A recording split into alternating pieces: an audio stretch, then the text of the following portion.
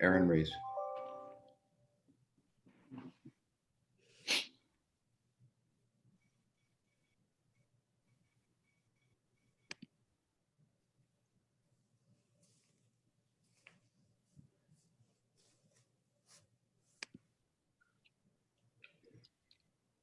If you're still reviewing the minutes, blink once. If you feel you've completed, blink twice. I've reviewed the minutes and they're good. I didn't say to speak, Chip. I said blink.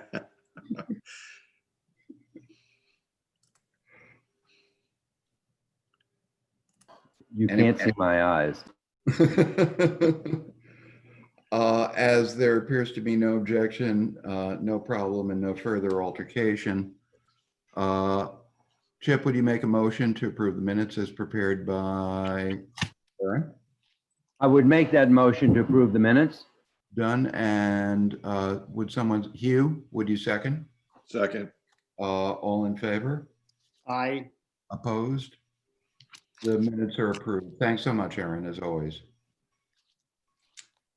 Next, we have two C of A votes.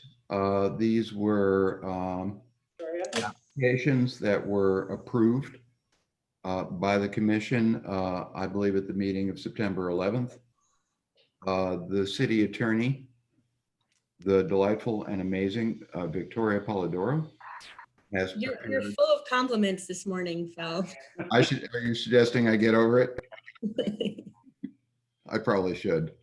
I'm in a good mood this morning. We don't have a huge agenda, and it looks like it could be a pretty nice day. So those are my thoughts. Anyway, we have two C of A votes, 241. Someone's echoing or otherwise. So whomever, turn up. Hey, should I pause? Whoever has the audio on who's not speaking, turn it off.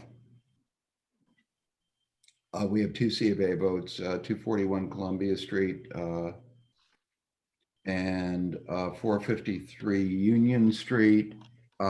Just a point that we should include in the minutes regarding 241 Columbia Street property, sometimes known as the Old Shiloh. I received in the mail yesterday resolution number 6, dated September 15th from the Common Council. Motion introduced by Calvin Lewis, seconded by Rebecca Wolf, signed by Kamal Johnson, Mayor, designating this property as a local landmark pursuant to Chapter 169, Section 169(4) of the city code. And it was that on that basis we were able to proceed. So that's a done thing. May I have a motion to approve the C of A as prepared by City Attorney Polidoro, waive a public Just hearing? real quick, because the application is now officially submitted, can you just make a motion to accept it as complete, waive the hearing and classify it as type 2 first? Understood. May I have a motion to accept the application from 241 Columbia Street, waive a public hearing, classify as type 2? Hugh, you had your hand up. That motion. May I have a second, please? Here. All in favor by voice? Aye. We have, I Aye. guess, presence now. Thanks, Miranda. Got it. Okay. I was missing it. Great. Thank you very much. So this is a good thing. Then may I have a motion to approve the certificate of appropriateness for 241? Would someone kindly turn off their audio if they're not in the meeting? Motion to approve 241 Columbia Street is prepared by City Attorney. Who will make that motion? I'll make that motion. Thank you very much, Paul. And a second, please. Anyone? Hugh? Thank you. All in favor by voice? Aye. Aye. Any opposed? Aye. Have it. 241 Aye. Columbia Street project C of A is approved. 453 Union Street, again, something we approved in the prior meeting. City Attorney prepared a C of A of a motion to approve certificate of appropriateness for 453 Union Street, waive a public hearing, type 2 action, all that good stuff. Someone make that motion? I'll make the motion. Paul, thank you. A second, please. Hugh, You- all in you did. favor? Aye. Aye. Aye. Any- Aye. The ayes have it. 453 Union Street, C of A is approved. Thank you, everyone. New business. We have, no, I'm sorry, a certificate of appropriateness application. This is 60 South Front Street. I see Kelly and Bain, Ben Fain, who's going to be speaking for 60 South Front Street, and would you like to share your screen and go through this? Hi, Ben. Hi, Phil. Hi, everybody. I'm going to start out and just introduce the project a little bit. And I think I'll let Ted Kane, our architect, take over from there and walk you through the plan. And if you have any questions, Kelly is here and I am here and Ted is here to answer any other questions that might come up. So we are very, obviously very excited about this. It's a big project, but it's an exciting one. We just opened Kitty's, which was the first business of a couple businesses that are part of this project. And now we want to move on to phase 2, which is restoring the old barn, which is a beautiful old coal barn across the street from the Amtrak station. We've really done our best to try and retain a lot of the historical character, but we want to, really give it, do it justice. So it's kind of in bad shape right now. And I think our plan here is to just show you how we want to bring it back to life. So maybe I'll let Ted take over. Okay, sure. So my name is Ted Kane. I'm the architect working on the design. So just starting with just this plan, does everybody see my screen? Yes. Okay, great. So this, you may be familiar, we'd call it the Red Barn, but it's across from the Amtrak station, a very kind of visible element as you enter Hudson. So we really like the character of the building, and part of our design process is really to try and adapt. We're adapting the project to be a event space and a wine shop. So we've already gone through planning approval last month, and we were approved for a planning change of use. So the part of the strategy for us was to maintain the character, but adapt it to the new use. And part of this challenge is that this was built as a warehouse that was unconditioned. It was, we believe, a lumber yard at one point, an antique shop. Approximately 1930 construction is our estimate. We don't have an exact date. Also, it was added onto over 3 times. So it was built in 3 different sections. Let me go back to the plan a little bit. So this north section was built first, about to this midpoint. Then there was a second addition, another 3 bays, and then the last 2 bays was a third addition. So there's a little bit of challenge with the structure in that we have 3 different foundation systems and 3 different structural systems that we're working with. Going to page 2, this is the existing elevation of the building and the photographs of the site. So the original building, the first north part, was a shiplap construction, and then it was added onto, and then at some point they redid the whole facade with, probably in the 1960s, it's more like a pressed board, which is really deteriorating quite badly. So it's not weatherproof and it's starting to disintegrate. So part of our strategy is to upgrade the building. We're going to try and meet net zero, basically a high energy efficient envelope, which will necessitate basically replacing the facade as well as the roof, because we need to add insulation both to the facade as well as the entire envelope, as well as below the floor as well. That allows us to completely seal the building to make it energy efficient and also for use as an occupied space. I think previously as a warehouse, it didn't require those type of conditioned spaces. So that's part of the challenge for us. But we really like the character of the building, especially the open structure, barn feel of it. So in rebuilding the building, in order to kind of upgrade the structure, as I mentioned, it's in 3 different structural systems. And the piles are deteriorating. So part of what I'm going to show you is kind of a rebuilding of the barn because we do need to rebuild the foundation. So the strategy is really to disassemble the structure, keep this, all the main structural elements and rebuild it as it is. So we're kind of making, keeping the size, the pitch, the length, you know, the character of the building, but it is being, in a sense, reassembled because we have to take the parts that we have, rebuild the footings and the foundation, and reassemble it with the airproof, waterproof enclosure. So this is the existing, we're looking at the west facade here at the top. So over time, it was also modified. So these are non-original kind of openings that you see, doorways. There's also kind of a storefront system that was added with sliding doors, which is not historic. But it's really the barn character that we're trying to feel, especially the, you know, these industrial kind of warehouse type doors. So there was actually, along this west street, there is actually an old train line tracks that come up to about this point. And we are going to keep that as kind of a pedestrian walkway.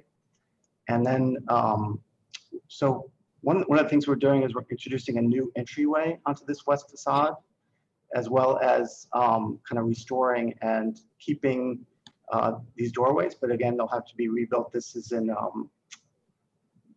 keeping the same kind of structure, but that these elements, a lot of them are rusted or not able to be adapted. So let me go to our site plan.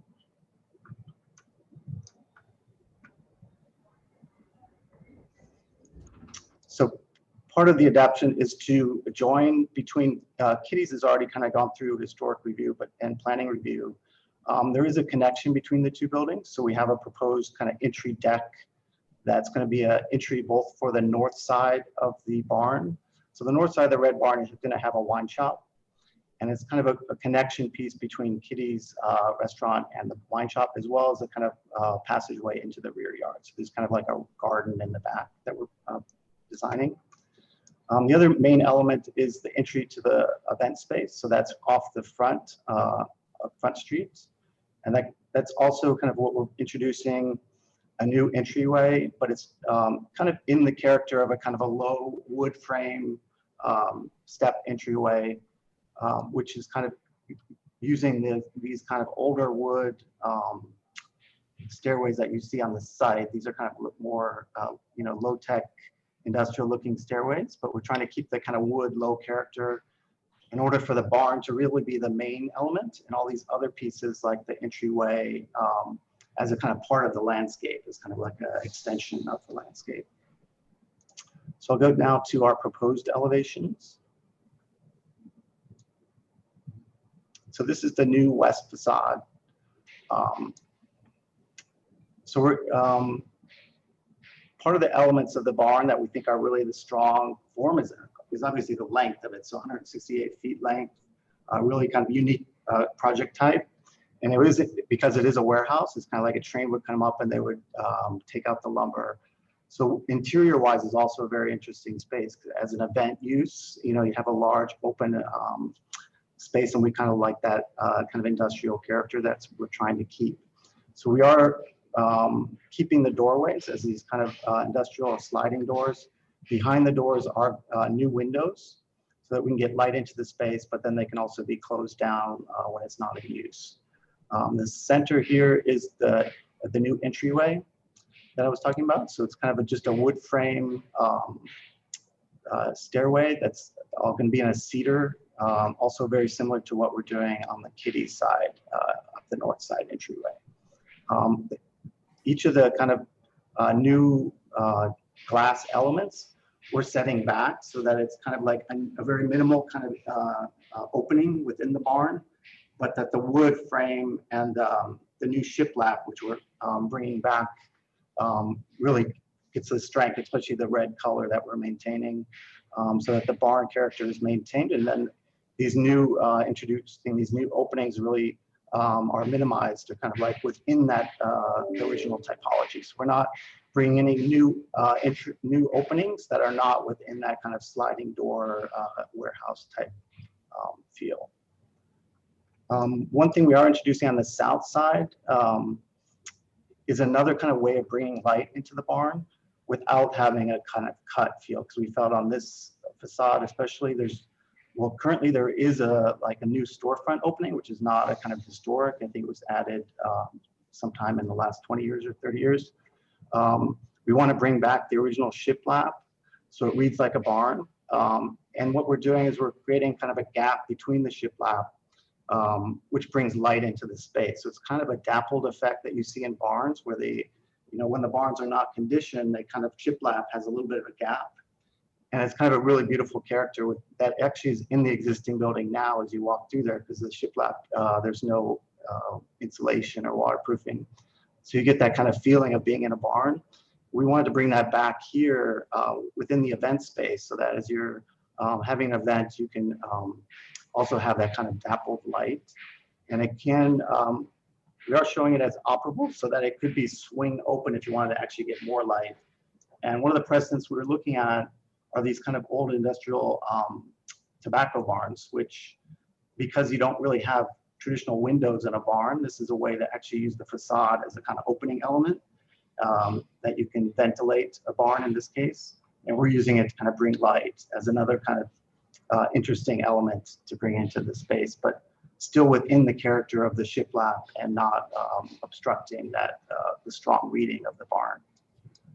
We do have one other entry. This is for the wine shop. And this is connecting between this and the Kitty's on the other side also has an entryway. So it really becomes the public entry to the building, and it goes into the garden below. But again, we're trying to keep it low and as a kind of element similar to the sliding door warehouse scale. So that's kind of a language that's in the current building. It's kind of like a low cutout window. And here's some views, some renders that we did. So this is the north entry that I was talking about. So you come up to kind of a platform, which is like a waiting area as you enter the restaurant, or you can go down into the rear garden area or ramp back up to the barn. So the barn is raised above the ground. It's about 2 feet above the ground. So we do need ADA access. So part of the reason for this element is also for accessibility. But we wanted to read it as part of the landscape, not just like a ramp that's added onto the building, but that it's part of this kind of sequence of entry. And not necessarily just for ADA, but anybody coming from the street. We also have a bike parking here by the tree. This is the main entry element to the event space. So one of the design ideas is that as you come to the barn, that you can see all the way through to the rear garden space. So we really wanted a kind of glass opening, but within the scale of the barn. So we just kind of created this opening, which is not currently there, but it's in the scale of the sliding doors. And that could also, those doors could be closed off when there's not an event. So it still keeps the whole elevation consistent. But when there is an event, we think this kind of like really brings the interior of the barn outside, and that this could be a really nice kind of entry space. And you can see actually the structure of the barn as you come in. So part of our interior strategy, we're not presenting the interiors here, but we are going to expose all the existing structure and maintain that structure. So part of the construction sequence is we do need to take it down, because I mentioned the foundation has to be rebuilt, but we're putting it back up, and it's going to be an exposed element within the barn. So really we feel like the main character, which the existing barn has, will all be maintained, but it'll be made weather tight and conditioned to allow it to be used as another function. This last page just some of the elements. We are keeping the red facade. We're actually using the rear facade, which is the original shiplap, and we're using that for all the facades now. I think at some point the front was replaced with the cheaper material, but we want to go back to the original.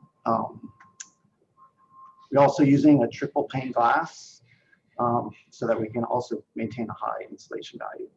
Some of the other materials are just in the kind of industrial character with the new standing seam roof, which will be more of a galvanized color like the existing, some rails at the stairways, and also the entry deck is a cedar, so it'll be kind of a gray type plank floor. The other element is just we have a couple lights at the entryway, so this is one of the lights that we've selected as kind of also in that kind of industrial feel of the space. So I think that's an overview of the project. I don't know if there's any particular questions or things that I missed, but open to any questions. Sorry, I think you're muted.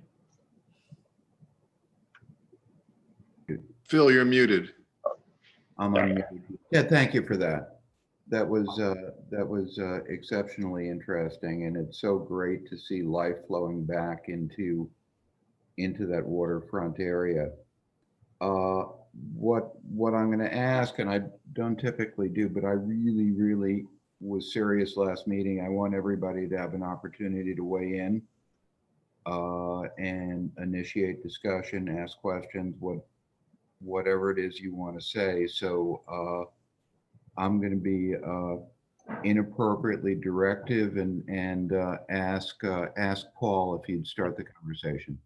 I like everything that's been presented this morning. I think great sensitivity was taken to preserve sort of the aesthetic of this really quite compromised and challenged former industrial building.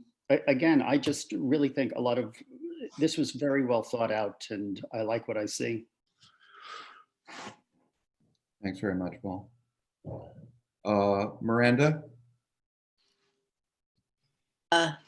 Yes, I like it very much too. I want to be clear that essentially this is being completely rebuilt, right? That we're not using the existing materials and so forth. It's being completely rebuilt. Is that right? No, we will be reusing all the structural elements on the interior, and those will be disassembled, but they'll be reassembled back. But they need to be taken down just foundation work. But Right. the facade is being rebuilt, but using the same kind of materiality. Same type. Yeah. Yeah. No, I'm particularly pleased to see the barn doors retained and those kinds of things that give the building its character. I agree, and I particularly like the louvers on the side and the back. I think that's going to be really beautiful inside and out. So yes, I think it's a beautiful project. Wait. And the new elements are unobtrusive. I think the way that you've designed the decks and so forth is really good. Ted, may I ask a question that's not, first of all, I reflect everyone that everything that you and Miranda said. I think just great to see life brought back to this building and done in a thoughtful and very articulate way. Question really about curiosity. That structure, as well as many others down there, basically on landfill. What was the South Bay? There are also theories of the case that would suggest that that the river is going to rise a bit and so on. What are your water mitigation issues as you look at a new foundation? Yeah, we have looked at that. The new foundation will have a retaining kind of wall, which will be hidden behind the wood clapboard there, which will be up to it is in a floodplain. So the floodplain has not reached the occupied level. It's about 1.5 feet below that. So it's about 1 foot above grade. So we do have a concrete that goes all the way around. It's kind of a skirting that'll kind of enclose underneath the building. We're also going to be waterproofing underneath the flooring.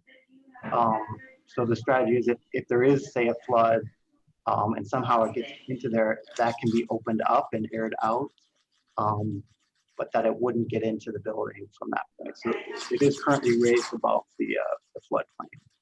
Okay, thanks very much. Sure. Who's not spoken yet? Hugh, Chip? Yeah, this is Hugh. You know, of course, I concur with everything that's been said.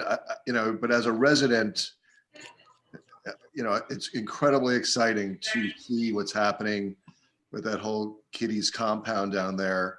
You know, it's done with great sensitivity and creativity. Really can't wait till this gets going. It just brings new life to that whole area, and you know, it just really is a great project, and I thank you guys for taking it on because it is huge. And also, your rotisserie chicken is very delicious. So thank you very much. Have to go try it. So anyway, thank you very much, and I'm looking forward to seeing what you do. Chip? Where is he? Mr. Bowl? I'm right here. Okay. I agree with everything that's been said. It's a terrific project, wonderful, extreme sensitivity and creativity at the same time. I love the whole, I love every part of it. It's really very, very well done. And as Hugh has mentioned, from a Hudson Living point of view, it's a wonderful asset for the community. So I endorse everything. I do have a question about the foundation and the way in which the new building will meet the ground. The existing building, I think I understood you to say, is like a buried pole building with wooden pilings that are basically the foundation without any masonry. And I just wonder what your detailing is for the. You know what? We should go on mute. If you guys are not on mute and you're not speaking, we should be on mute. I'm sorry to interrupt you, Chip. It's hard to Thank hear. you. That's quite all right. Thanks. So I'm interested in how the bottom of this building, if you will, engages the site. And I think you began to speak to it a little bit with the concept of the siding running over the foundation, which I think is super brilliant because one of the unique things about this building is that it does, in fact, literally sit on the ground without being raised with a foundation. And I appreciate your attention to the floodplain issues and so forth. So if you could just speak to how you're thinking about having this building engage the ground. Sure. Yeah, the existing structure is a pier foundation. So there's, and because it was built in 3 different periods, it's 3 different systems really. So there's not a really cohesive grid. We will be rebuilding back those piers as new piers to be the kind of secondary structure in the middle of the building. And then the perimeter will also be supporting new floor wood joists. But like I mentioned, maybe I can zoom in here. This lower part below the occupied floor will have a concrete footing wall that comes up, and that'll provide flood protection and also support the ground floor's floor joists. And then we're setting that in far enough that the facade itself will extend down because it is going to be insulated and it'll be beyond the concrete footing wall. So we wanted to keep that same kind of feeling of the original, which is that is just a wood frame that kind of cantilevers to the edge, and then the facade just kind of extends down to the ground. And it kind of has, that interesting element where it's almost floating off the ground because the actual facade is like slightly above. Yeah. So we kind of liked how that how it met the ground that way. So we're kind of keeping the same language, but behind it we actually have a waterproofed perimeter. Yeah, I think it's brilliant. I think that's a great detail, and I love your analogy to the tobacco barn and the perforation of the shiplap on the south elevation. It's just super good. I have one procedural not procedural, but I have just an information question for the board and also for the applicant.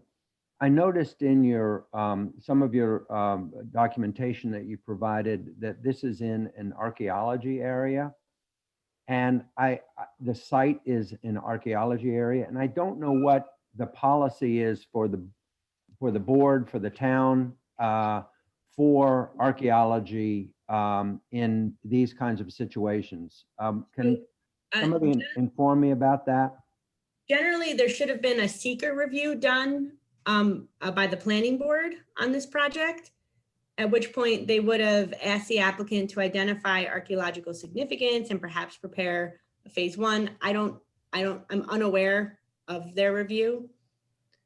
But it's handled by the planning board, not by. If this board were to make a finding that this was not a type 2 action, then this board could do that review as well. But you know, generally for your purposes, it's generally type 2 because there's no significant changes. Okay, thank you. Thanks very much. I have a question. I'm sorry.